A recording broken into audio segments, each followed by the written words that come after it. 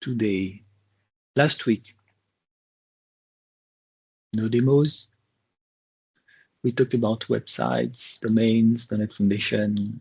I tweeted, nobody replied. I complained on the internal .NET channel, nobody cared. So, Portrait Core, fuck you, we don't care. So we'll see.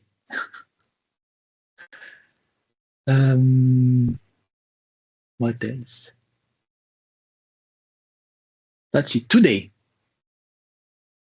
That page. Oh, Larem is back.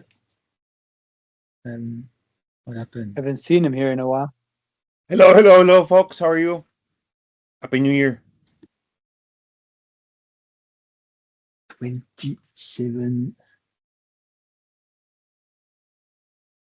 2026. So today, demos. How many? I want to. Go ahead.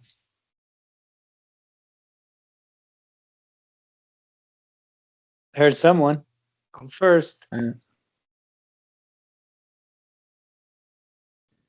I actually don't have a demo, but I have one suggestion about Discord threads, but that is a topic, not a demo. Okay, topic we can see after, or at the same time you're here. So I want to see some. I want to show some stuff that I started working on around recipes. Ooh. So a demo and a topic.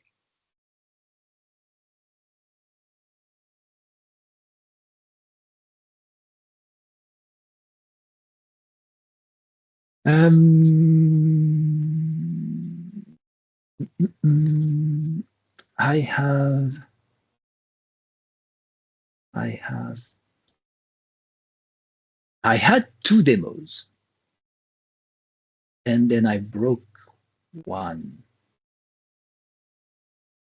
So at least I have 1 demo. Unless, maybe, we'll see. So I have maybe 1 demo. Well, I have for sure 1 demo that works, and I verified, and it's beautiful. The second one is even more beautiful, but I broke it. So I have 2 options: either fix it or revert my changes, which is an option. We'll see. So that status. Anyone else? Sorry, anyone else? Nobody? 1, 2, 3.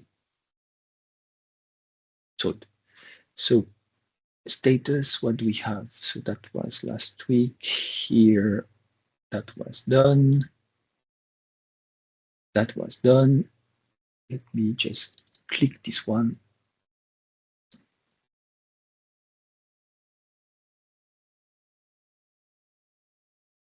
And I believe this one was merged. What was that?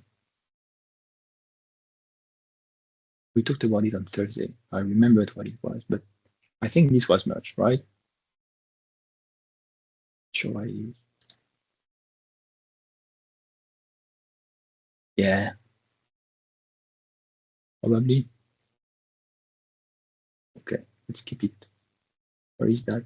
I will hide it.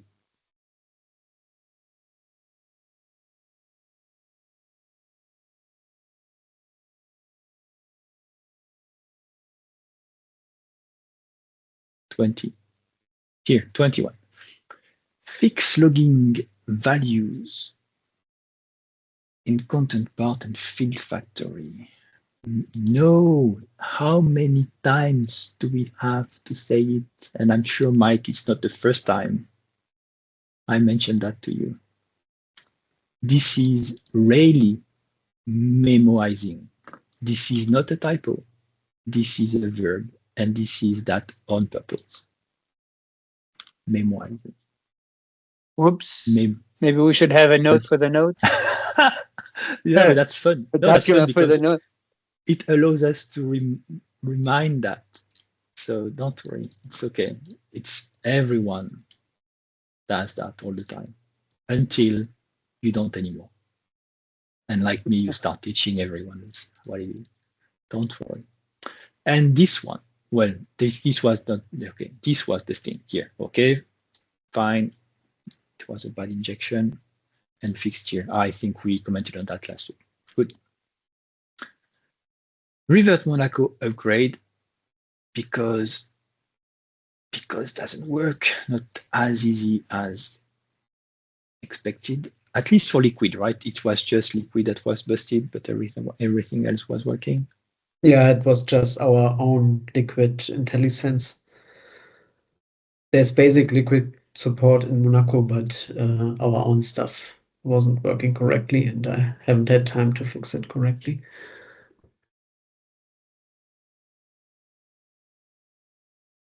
Simplify yarn build command, removing the -tr.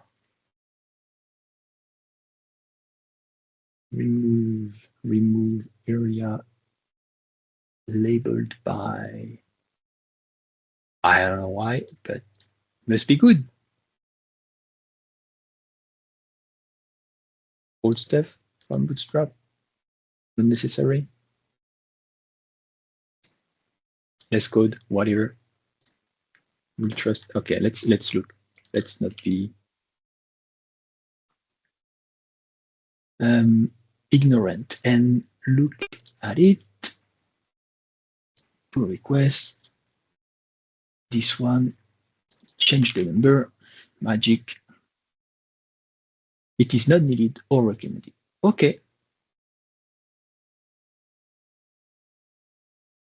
So let's remove it. Update asset manager README to reflect the latest changes.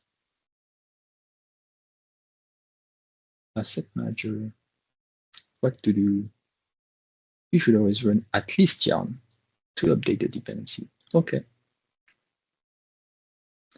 New lines, icons.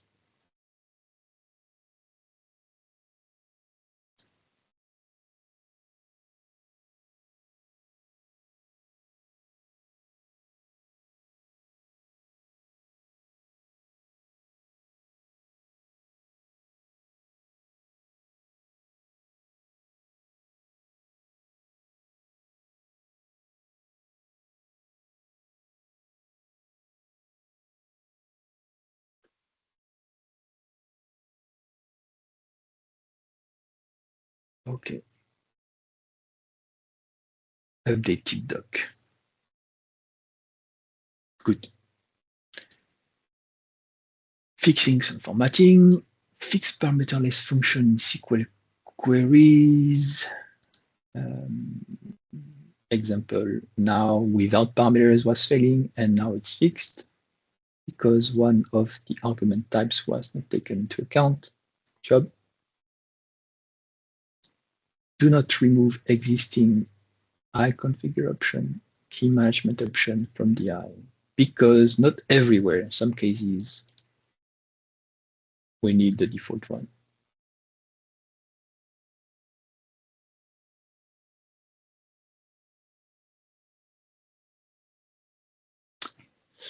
Add liquid template examples for user display name shapes documentation based on Simon feedback that how do you customize these users in the list?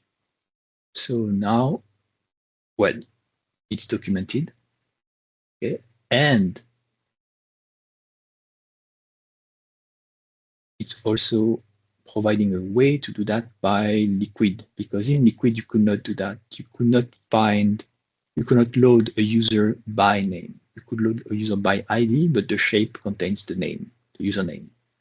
So this filter provides a way to load a user by username, and then it's updating the documentation. You see here users by ID, which was there before, and now there is also users by name. So this was moved, and then users by name, and you get the username, and you say type users by name, and there can be one or many. And you get a list of users, objects loaded from a database, and then you can access all the properties.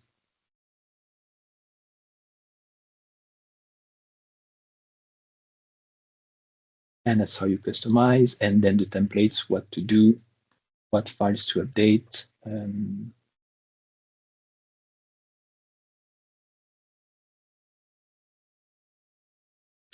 So this is the tag to render the user display shapes using the UserDisplayName tag, and the default templates, how to customize them either in Razor or in Liquid. Looks better when it's a div, probably like this. Okay. So it's documented with examples. Where is a good example? You can even see how to access the profile part or custom property. Beautiful. Then this is this PR. So I skip remove duplicated JS assets which are not provided via npm George, updating npm everywhere. Okay, so there were some things that we were embedding in the source, and some things that's the same things from npm. So apparently this is removing the old ones that we were shipping with source, and now we are adding them as npm packages. Well, they were already npm packages, so it's removed. But now the assets JSON is picking it up from the nodes module. That's the idea.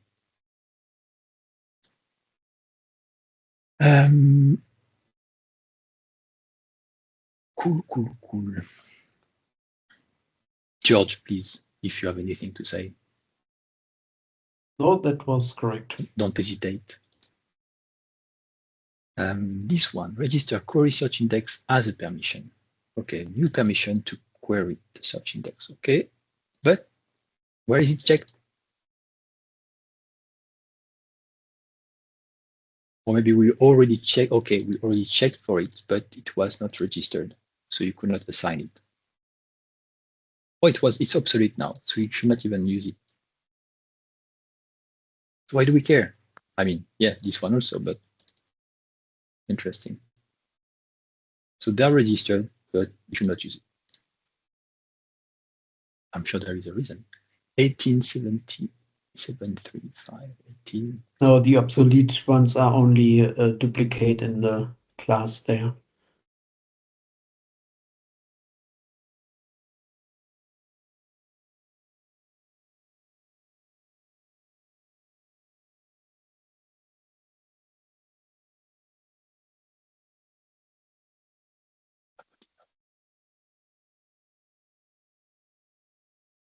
Update and breaking dependency versions, renovate, update all the things, workflows and everything.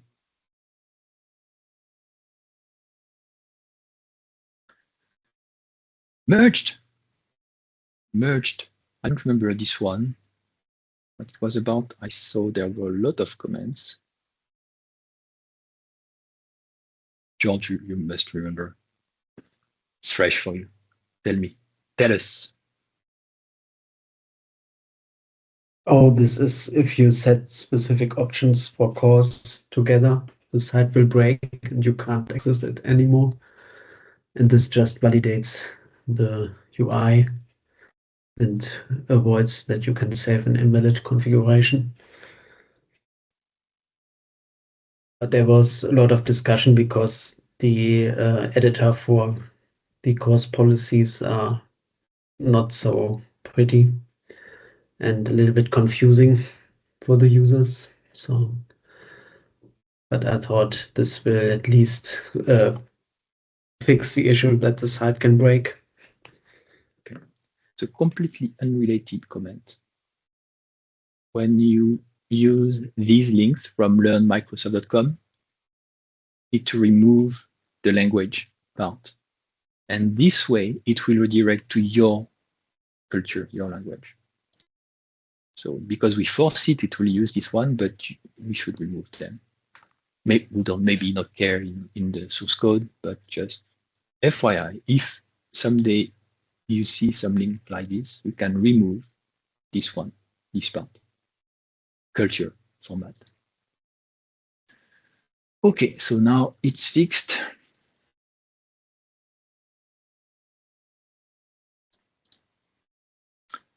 Refactor IContentDefinitionService for improved modularity and design. This was done in 2 phases by Copilot. And now we have IContentDefinitionService was moved. It wasn't it? Yeah, here was moved there. IContentDefinitionService into abstractions. And the content definition service doesn't implement any of the methods that were returning view models. These ones. So this interface was not just moved, it was also updated to remove all the methods you do manipulating, creating view models. So these methods were moved in the controller itself, which is the one that needs the view models. So what it's doing, it's using the data, the definition manager directly, and creating its own view models from the business data. Okay, and it's not asking the service to do it anymore. And all the services that were using IContentDefinition service that were not using the view model are using directly definition manager unless they need something specific from this interface.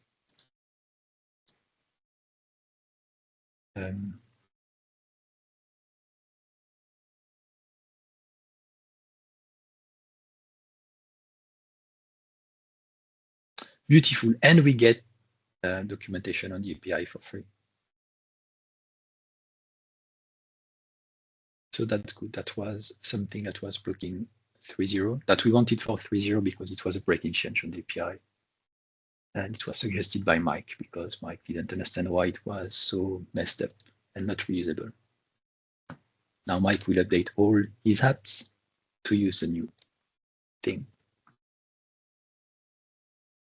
This one, fixed content item updating. I think Sarah mentioned that it was breaking change in 3.0. George fixed it. Hopefully not breaking anything else because no test added, no test before was failing. So YOLO, we'll see. Maybe. It's safe. Yes. If no test was breaking before, it's not safe because we broke something. Cool. Yeah, but it's still not breaking. So I heard the ding ding. So actually I have 2 demos. Recipes. Let's start with Milos because he's never here. So we'll get him a chance to speak. Milos, what's your topic? Okay, so I have opened a discussion on GitHub about this, and it is that I noticed that on Discord there are a lot of threads that are really useful, but they are not indexed on Google or on search engine. So my idea is that we somehow either create something like a forum that would path all those threads and then host them somewhere, or we could just sync them to GitHub discussions and have a separate tab for that. I will paste the link in the chat because one repository already does this, but I don't know how they do it. So you can see on this that I paste that they are basically using their Discord to have all of these threads. And I think that this would be very useful for local core if someone just types a problem and then it wouldn't be hidden on Discord. And I just think that this would be an improvement to the community. Okay, so is it about indexing the discussions because we can't find them in Google search? And Yes. Yes, And exactly. and why I don't understand this one, the link you just shared. I see Discord threads. Are these? Oh, I see what it is. Do they have a workflow that will clone a Discord thread into a discussion? I tried to find out how they do it, but I couldn't. Maybe someone here has more experience with that. So I really tried to see how they did this. And actually, So, last night I tried something with Disco.net, and I was able to fetch thread from my simple server. So this is possible, but it just needs someone with more experience to create this some, because I at the moment I don't know how to think all these things. And and you see here, every discussion has been created by DS Dala. So yeah. it's either they have a script that does it, or they do it manually, which I don't think. Yeah. Well, it was a long time ago, but maybe they do it manually. Yeah. Maybe there's a script. So what's the advantage of having Discord threads synced with the discussions here? Well, Because it's not even search. Yeah, I just think that with Google search, someone could read, get valuable information, because really I noticed that on Discord there are a lot of threads that you and everyone else just explain nicely. So that was. In short, we should somehow preserve that, because and have an archive or something about that. So that would be it for my topic, and thank you. I have an idea. I have an idea, because I think the Discord threads are, the Discord app is nice for interactivity and chatting and stuff. So that's a good thing. Discussions are good because they are in the repo and people can ask questions and they don't have to go to Discord and it's tracked, which is good. But for Google search, does Google search index discussions? Well, I am not sure, honestly, but actually I discussed that with Zoltan on Orchid Core GitHub discuss. I opened the thread on GitHub discussions in Orchid Core repo, so Zoltan suggested that we could have a workflow for this. Initially, my idea was that we create an Orchid Core app that would use Discord API and then store that in a database, but Zoltan suggested that it would be easier to do it on GitHub with discussions on GitHub. I'm not sure. Maybe to reproduce and sync, like imagine we create from a Discord a discussion. Then if you answer to the discussion, it's not on Discord. And then the people who started the Discord thread, they won't look at the discussion, so they won't answer you. What I would suggest instead is, if we just want to expose Discord as a knowledge base, we could create a custom repository, orchardcore.discord, that will clone the content of Discord as markdown files, for instance, or whatever format we want, to generate GitHub pages. Yeah. And we could just publish the site as a static site like we do for the docs, right? Or the gallery. And then this would be indexed by Google. So you could search all discussions, all the results. And then even in the pages that we generate, we could link to the Discord app and the Discord thread. So if people would have an entry point to Discord and ask a question there.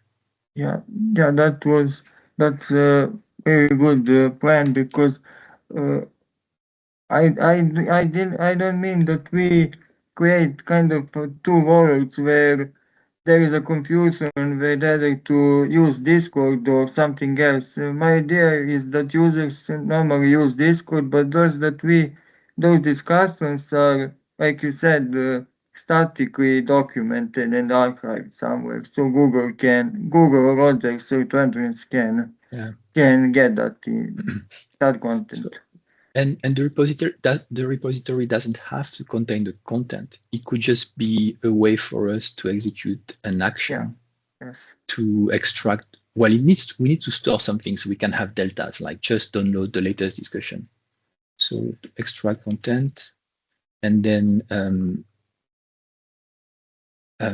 generate static site. Yeah, this really sounds like something that I wanted to do. And it could be hosted on .nest or Netlify or GitHub pages, linking to Discord threads. And I will install .nest, GitHub pages, Netlify, whatever we want to host it on. Netlify and public domain under orchard.net for indexing. Cool.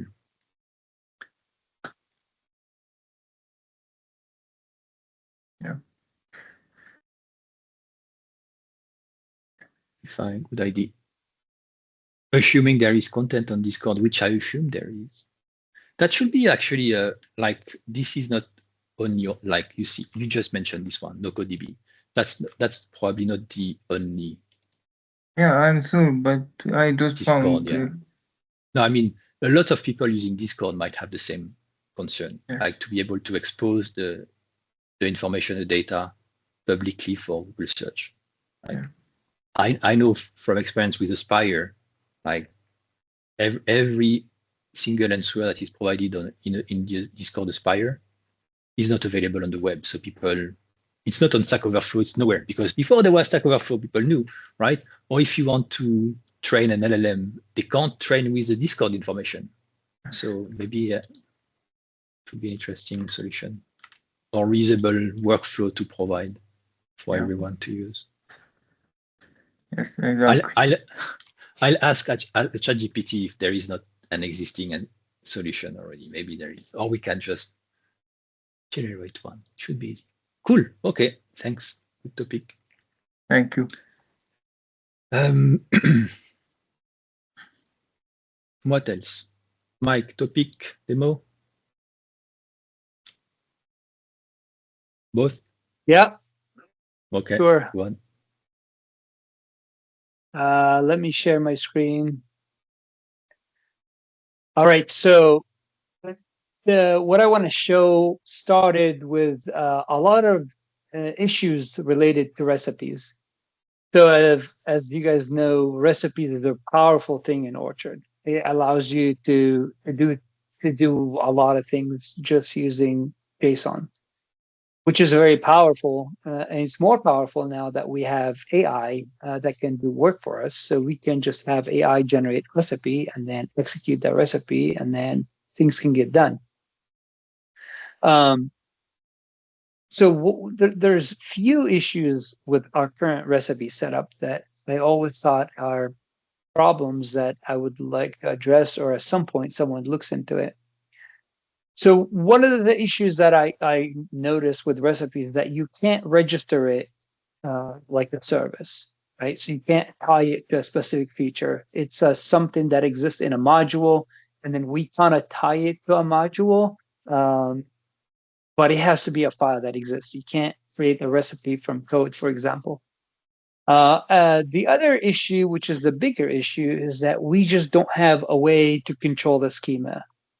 So we have no way currently of asking AI, for example, to provide us really good recipe, because the structure of the JSON of the recipes is kind of unknown.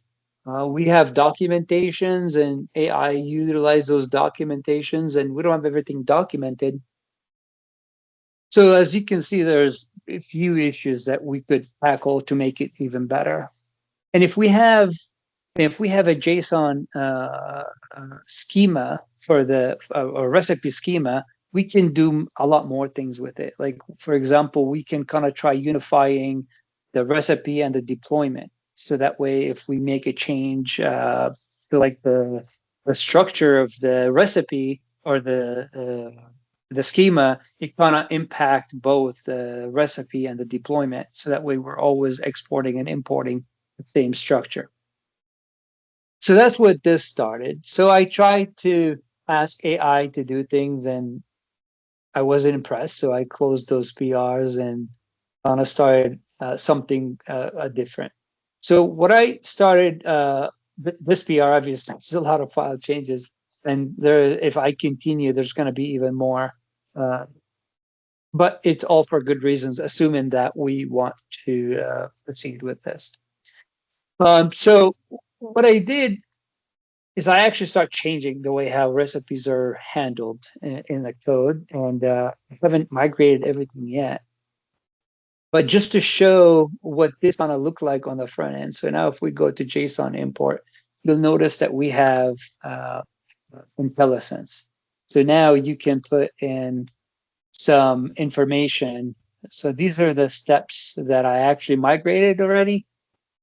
So if you click recipes, or if you click feature, and then here you have enable, disable, and then you can provide it everything that you want. So this IntelliSense is really, really useful here, especially from a UI perspective. And if I want to change the name to something other than this, so here you can do like admin menu, for example. So it's asking you to put the data, and then there's ID, and there's menu items, and then the menu items, and as you can see, you can really see what you should be providing. So now you'll kind of understand that, hey, this is requiring you to put a content object, content item object. So this right here by itself adds a lot of value from a UI perspective, where you get that IntelliSense. The other thing is that you can now also register a recipe as a service. So for example, the SaaS service, I only want it to appear only if the tenant is a default, because it makes no sense to have a SaaS in a recipe for any other site. So whenever you create a tenant, I don't know if I have that. Let me see. So if we go to multi-tenancy and create a tenant, you'll see that the SaaS recipe doesn't exist here anymore, because it is only available to the default tenant. And those are the things that we're able to do by changing the way how we handle recipes. I'm sure nobody wants to go through the code right now, but at a high level, what I kind of did is that previously we had a recipe descriptor. So I changed it to have a iRecipe descriptor, and then we created two instances. One, which is for code, and then the other one will be for file. So you can still define recipes as we do today using recipes. What else? Yeah, I think this is mainly, those are from a UI perspective, those are like a few minor changes, but the structure of recipes changes. I haven't done really anything with a deployment around this yet, but I just kind of wanted to set up where we can actually look and see the, the IntelliSense, because this makes a lot of sense to me, so having IntelliSense. So when you're typing whatever in the UI, you're actually getting a client side feedback of what you're supposed to write. And there's also, if you put,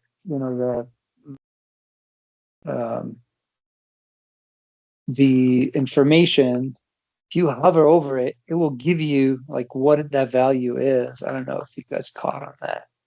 And here, if you click on it, you'll have description, array of, you see, it tells you, it gives you more information about see menu items, and then the menu item, if you hover over it, it'll tell you a list of content items under the menu. So I think this is very, very useful. I just don't know how we feel about changing recipes structure, because it's gonna be a huge PR, and I just don't know if I want to waste more time if that's not something that we want to take on. So yeah, that's it. Thoughts, feedback. When you say change recipe structure, I don't see any structure change here, right? It's just the code that is changed, but the recipe itself, the format is the same. Correct. Yes. It's just we define the schemas now, and changing like we have a lot of interfaces that have to be updated, So every step has a schema, which I assume is from code. You don't return a schema, you just return some object representing a schema with your interfaces. Or do you return a schema as JSON? No, we return a schema, JSON schema. Okay. And yeah, I remember the issue /PR that you had started.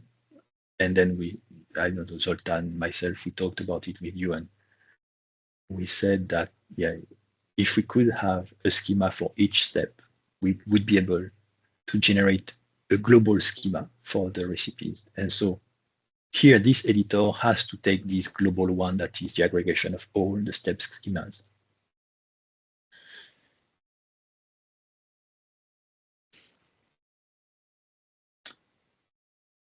I don't understand why 175 files got changed. So for example, this is the interface. Forget the export, but this is the interface for like the handler to handle a step. So like if you want to create a step, you can create or define this. And as you can see here, you're returning a schema. So this is new. So this interface is not correct. new. It is. The interface is new? Okay. Yes. So for example, here's another example where this right here is a feature step, right? That's a new one.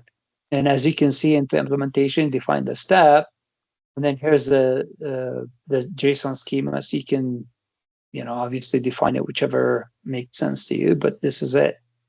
And then here, whenever you're executing the import of that recipe, then you're able to define whatever code that you want. So you have one place where you're able to do everything that you want to do with the recipe. So that's you why have 175, because all the ones that we had have to be removed, and now there is a new one also. I marked them obsolete. I didn't remove them, but yes. That's why they are touched, yeah. And correct. Okay, so that's good. And I will need to understand why we want to join everything in one concept, why we had different concepts before, but probably fine. One completely orthogonal comment I will do is, because I see now here, JSON schema. What's the namespace of JSON schema? What's the package where we get it's the JSON, JSON schema.net. Can you open the repository of this library? No. JSON. Just so we get a nice. Is this it? This one? No, this is no. I think it's so JSON schema.net is a package, but that will go to, you see JSON everything, and now you look at the license.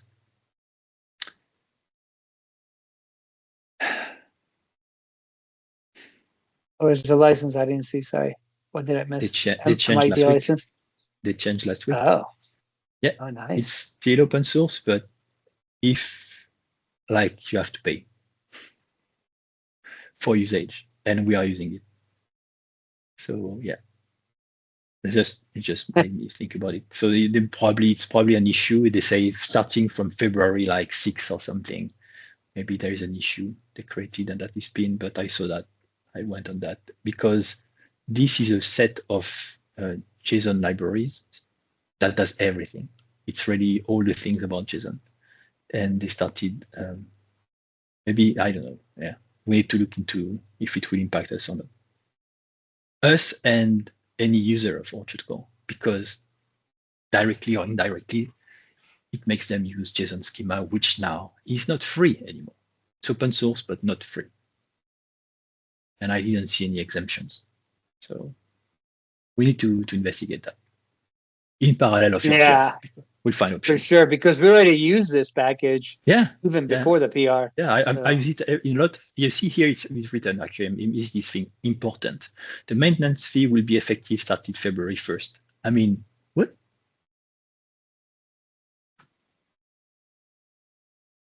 So at least we can't update the version if this is if this is linked to a specific version and not just general usage cross versions. We need to not update. So we need to figure out if this is the case, and if so, stop updating this library and maybe look for exemptions or find options like system text JSON has some support for JSON schema now. What kind of support? I don't know. Yeah, that's okay, interesting. Yeah, looks good. We can yeah. look at your details during triage and the implementation. There's I was going to show something here with the step content step. Yeah. Oh, content. Okay. One more thing. So content, I think definition.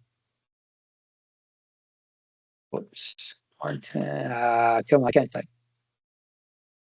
Come on. Ask the AI to type for you. Maybe that's why. I know. That's why I don't type. Yeah. Don't type anymore. So now you can, in the content parts, you can see also information like settings, right? And you'll see, look at that. You'll have, even the settings as IntelliSense, which is really, really useful because, instead of you driving in the, you don't know what you're doing, but here you kind of see, you get the feedback. So I just wanted to show that even content parts and content fields have the settings being exposed, so you're able to actually register your own settings as well. That's it. Cool. Thank you. Okay, sharing demos. Let me start my demo. I have two demos. I will start with the first one, the one that I'm sure it's working. The other one should work. We'll see after. So let's open that. I have a site.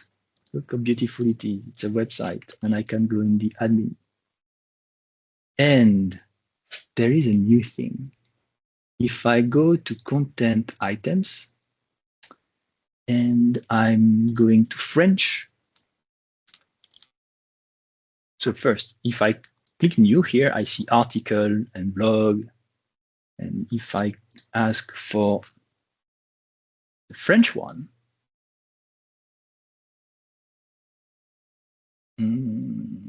didn't work. Maybe I didn't have the did I break it?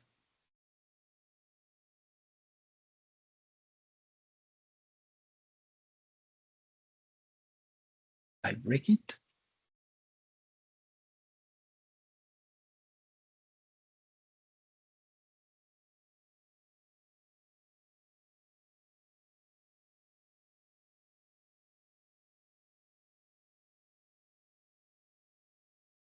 Did I start the correct app? One second, maybe I didn't start the correct app.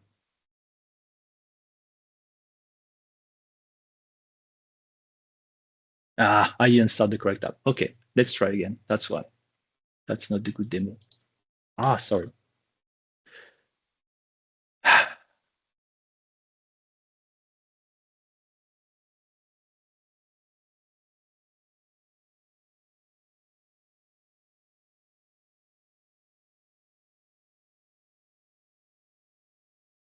Okay, let's try again. I'm going into the admin. This time, this is the correct app that has been started. And I will go.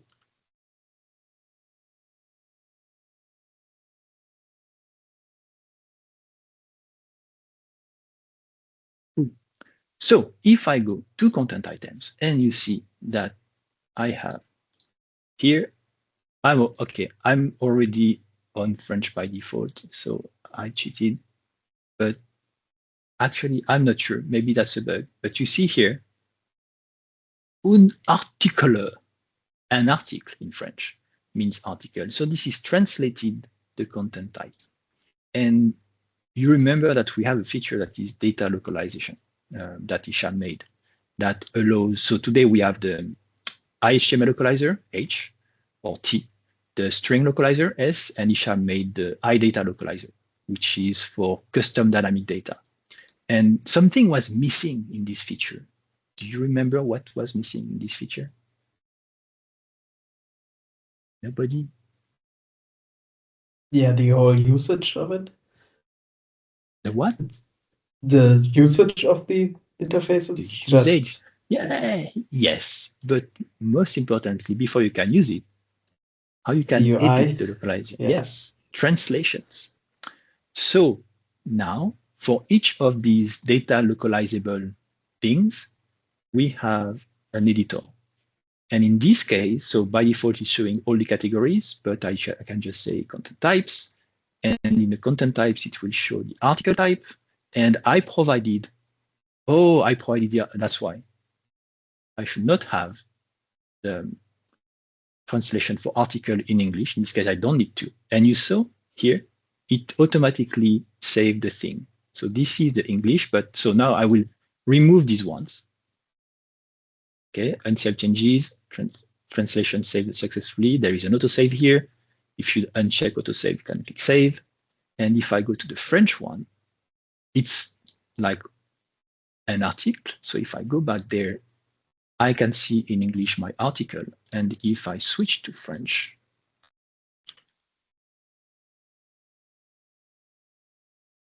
this is the UI in French, but also the data is French. Okay, I haven't translated blog, page, taxonomy, but I translated the article content type. The same way, if I lost my, yeah, it's kind of lost, but whatever, we'll see. That, and when you edit the content type, it will also show that. So maybe some views still need to be updated to use the data localization, which I think George was mentioning, but at least now we can translate it so we can actually see if it changes. So there is a filter like this. I'm surprised it's missing something. I haven't rebuilt, but I have a checkbox to filter everything that hasn't been translated, because usually you want to just see what was not translated. It's not obvious on this UI because the default text that you see is the grayish, and when you type, it's black, but it's not obvious. So that's why we have a filter. So you can filter by things. I have another example with permissions. So in the permissions, another example, if you go to tools, where is permissions? Security, access control, roles, administrator. If I edit this one, you see this one also was translated, probably in the English language, accéder au menu administration. Okay, so that's why it's translated. But again, every view has to be updated as long as we define the context of the thing. And bonus, there is a translation statistics that shows for each language what's the progress of the translation, and links directly to edit those things, and also by category. So you can focus on per language or per category of things. This view was made in Vue 3, Vue.js 3. Not the best components, whatever Jasmine would like, but it's Vue 3. And it's working, and we have to update. So that's the first demo. Questions, comments? I'll submit a PR. Isham will play with it, find all the bugs, and we can iterate on that. And you can also search like subtitle. You see, I had to do some changes like the fields. We have, for instance, 2 subtitles. So you can't just use a name as the key. So I had to change that to use type and name. So this is a technical type, and this is the field display name. So it's kind of confusing. So if your field display name has a space, the key will be a space. But it's all technical. You never type it. You just type subtitle, what has to be displayed. But the key of the thing to generate is that. Okay. Is that a new feature, or is that part of the translation? That's a part of the translation feature. Data localization feature, which has the services and the editor. So if I just change for English, okay, I changed how to display subtitle in an article. I'm not sure if it will work, but let's try to see. The subtitle, this was not converted. So this should be, the view should be converted for the fields to display the localization of them. Okay, so we'll find some gaps probably in this PR. Okay, so that's the first demo. Second demo. This was the other one I was showing by mistake. So I will reopen it and restart it.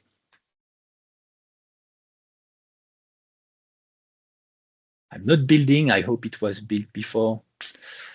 I think so. So let's see. So this one is just because of Mike. Mike, what did you ask me to look into? I don't know. What did I do? What? Aspire? You don't know. That's you? No. Last week, What did I ask a few days ago, you said, do that. So you don't remember. Oh, Mike. I'm old. I forget. I'm older than you, so. And I remember. So now in settings, there is a new, well, I enable localization, but there is a new thing. Security secrets. So now you remember that you asked me to do that? Yes. Okay. Yes. So he said there is this old PR that has been sitting for 6 years, 5 or 6 years, 6 years last time we touched it. It was no 5 years, 5 years, 5 years and a half for the first try. And I'm like, okay, so I had to understand what it was about and the features we wanted, and all the PR was doing and said it would do also. And in the end, I got everything redone and completed with all the features that Dean had in mind, and more things. So it might be, yeah, and it might be breaking in some things because as I told you, I broke it right before the meeting, but it was working. I just added something else for the extensibility. So here, just as a reminder, the idea is that this is a new module, the orchard called secrets module. And the idea is to be able to define specific name secrets that will be stored in different stores, secret stores. Example with the SMTP feature and password. So we should have the SMTP feature somewhere. I never know because of this menu. Where is SMTP here? Is it even enabled? Not even sure it's enabled here.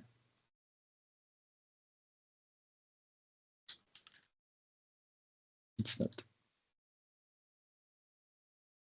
Settings, communication, email.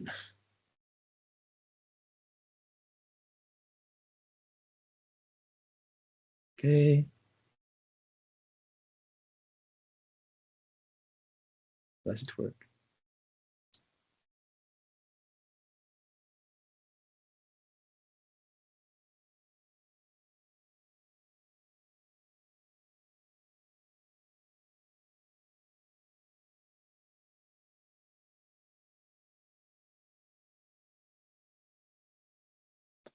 I have to check that. That's wrong. Okay. So we can define name secrets, and a secret can have multiple types. So this is wrong, for instance. This is something I just added before the meeting. So this is not totally right. And this UI is dynamic. That's different from the PR. So every secret type is extensible, and you can define the editor for every secret type. Okay, that makes sense. That's what we do for lots of things. And you can enter a value, okay, and description for the thing, and you save, and the secret is stored. Okay, and actually, it's also missing one thing. I broke it. It was there, and I broke it. It's in the base things. This is the actual store that is used. So you can define secrets, and you have different stores where you store the secret. The most common one is the database, okay, like we do for the current passwords. But you can have the configuration, the site settings, for instance, site settings, which is where the SMTP password is. It could come from configuration, like app settings. It could come from Key Vault or anything. It's just implementing the iSecret store interface. And in this PR, there is the database store that is implemented so that encrypted passwords are stored in database. There is the configuration store. There is the Azure Key Vault store. So you can already store some things in the Key Vault. So here, you will say what type of secret you want to store, like text, like a value, okay? RSA key, which was in the PR from Dean, which is a public and private keys that can be generated and stored in the store directly, and X509 certificate, which will be stored in the operating system. So with that, you will just define the name and the thumbprint, and the certificate is, this secret is a link to the actual storage on the OS, okay? And this one stores the actual values. So there are different usages for each of them. And then there is the different UIs for creating them. So in this case, you will just provide the thumbprint of your local thing, but it will also list them. You should be able to list them.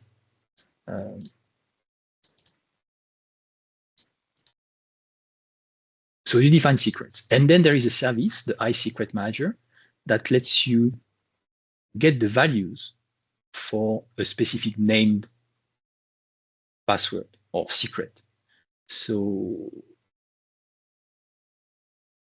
what you would do then, if you need to use a secret in your UI, you would just ask for the name of a secret, and then your service will take the name that was stored in your UI and ask what is the value for this named secret. Okay, and that's how it's handled. So why do we have this module? Initially, it was because we wanted to be able to transfer encrypted values between import and export. So, and to do it in a encrypted way, because we don't want to do an export that will contain raw values. We need to encrypt them. So we need to be able to decrypt them on the other side. And this means we need they need to share keys, okay, encrypting and decrypting keys, like public, private keys. If we were to use data protection API, the two systems need the same data protection API, which can be possible if your two systems run in the same environment. They share the same keys, or they share the same Redis instance. But if you have, for instance, just a staging and a production environment, which are both on Azure websites and are two slots, then these won't probably share the same production database or the same production Redis, because you want them to be isolated. You want to do all the tests on staging and then say, okay, we can deploy on production. So in this case, you won't share the data protection API keys. Also, I'm not sure you can easily extract data protection API keys. So data protection APIs, they are really useful when you want to store secrets at rest on the same environment that don't have to move environments, at least deployment environments. So by being able to do this thing, we can, when we export, we can select a specific RSA key or X509 certificate, and then the payloads will be encrypted with that. Another example is for the passwords. Like, instead of having every service, every module implement their own encryption or calling their own data protector, they can just say secrets, give me the name, this secret, and then the secret store will handle that automatically. For instance, if you want the SMTP password to be stored on Key Vault, well, today we would have to handle that in the SMTP module. With that module, the secrets module, we don't have anymore. You just say, give me the SMTP password. And when we create the secret, this is the UI that is missing, which is a command that I just broke before. You can select what is the store you want to use. And then it will say, oh, I have access to the Azure Key Vault store or to the database store. So when you create a password, you don't have to care about where it's stored. Sorry, when you use the password, you don't have to care about where it's stored. And it can be in Azure Key Vault if you want. So that's the second reason for that. And also with that, we can import, export the secrets if we want. We can save them. We don't have to do that. And there is permissions, by the way. So these ones have permissions. So now we can also decide who can change the passwords, like for the SMTP password, and not allow the ones who can manage SMTP also change the password or see the password. So that's also a different level of security that is added. Something that this module is adding also is the UI. It was already in the PR from Dean, which is a UI to select the password. So that's why I'm worried, because this was working. So something broke it. So tools, where is the communication? Email. Under tools, Tools. unless you want the settings, yeah. There is no settings under tools. No, settings, either settings or communication under settings, or the tools to test it. Yeah, no, what I wanted is the password, and I don't see it there. So settings, communication, email, providers, enable SMTP, yeah, so. But I don't see it here. So network.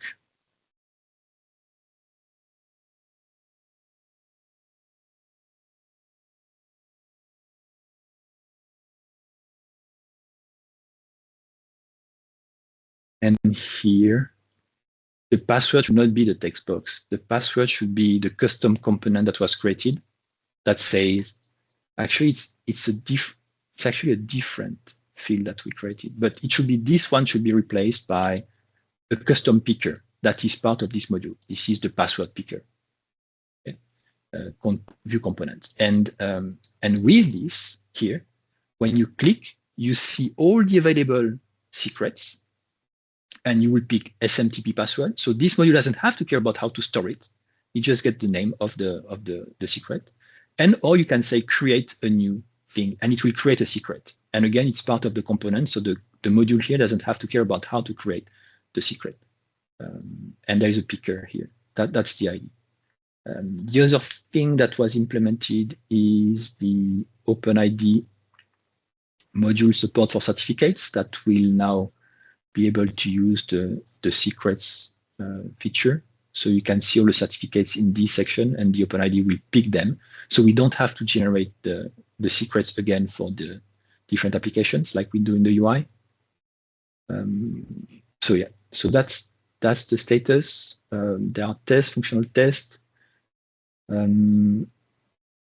This is broken, so I need to check when it was broken because it was working. There is supposed to be a different field here for backward compatibility, because the people who already have a password here, now the UI will provide the two of them, and that's an option. We can either provide the two of them, and if the secret is provided, we use that, or we can use a password. Or we provide a migration to convert the existing password into a secret and change the database, the data here, to use the secret. So that's one thing. That's it. Questions? Oh, this is good. One thing I would say that the UI should be consistent with everything else we do. Like when you hit add, get a pop-up of the like a modal that tell you which provider you want to select or which source you want to get, and then just for consistency. But it's good.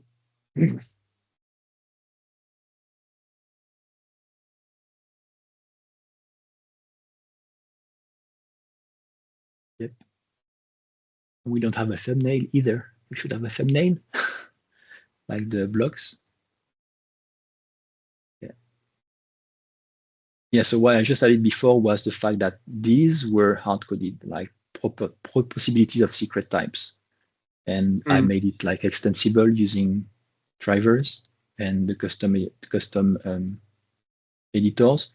but the base editor that was there before that contains the secret store was lost. So it's just the template. The wrapper needs to inject the secret store. It's missing here. And I don't know what's using as a default, probably database, but I'm not even sure. Well, So I will this is submit awesome. the PRs and we can iterate on that based on feedback. But at least it's working. Test, there is a functional test also added. Import, export, JSON recipe functions to say this is a secret in the export. We need to check also what we wanted this feature to do. Like, we wanted like to be able to import, export users, something like that. If we need to encrypt them now because we can. So yeah, lots of options. But it's revived. I will send the PR soon. Cool. That's it. Questions, Awesome, comments? thank you.